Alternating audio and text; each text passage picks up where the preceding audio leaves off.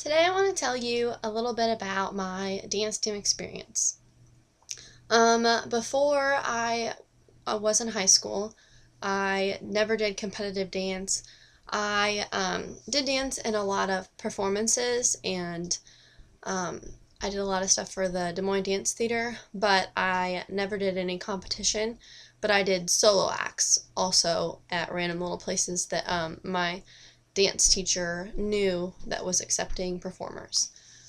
But when I first went and tried out, it was it was in this whole big cafeteria, and I was new to the school district. I switched school districts for high school, and so I didn't really know anyone. But we all learned the dances, and we did it for 3 days during the week. And then at the end of the week, we would come back and we would perform all dances. And I think it was like 3 dances that we learned, and you would learn them and then you would practice them, and you were there for a couple hours each night.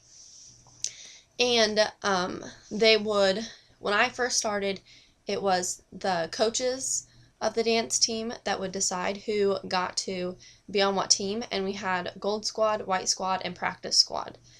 And since it was new to me and I didn't go to the dance studio with all the competitive dance with all the other girls who went to studios that did competitive dance, I was a little behind, and it took me a while to really understand and get caught up and be able to learn dances and pick them up really, really quick.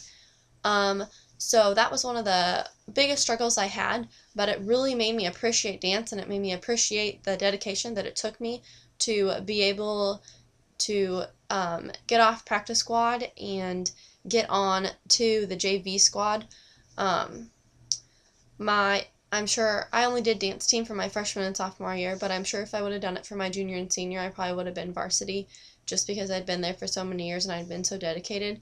But I feel that if you try really hard and you stick to something and you don't just give up and quit right away, which is what I was going to do. I was really upset that I didn't make JV or varsity or anything the first try, which now when I look back on it, the way they do it now is they don't even have JV. They just have varsity. And so you are like on varsity, and then if you're not on varsity, you're like a second or third string, kind of like football, how you have backups in case people can't dance. But I think that to be a true dancer and to feel like a true dancer, you really have to have that dedication, and you have to be able to willing to go to practices and to do everything it takes. And I even took classes at the dance studio that all the other girls took, and I took it during the summer and over winter breaks because I really wanted to become a better dancer, and I really wanted to be on dance team.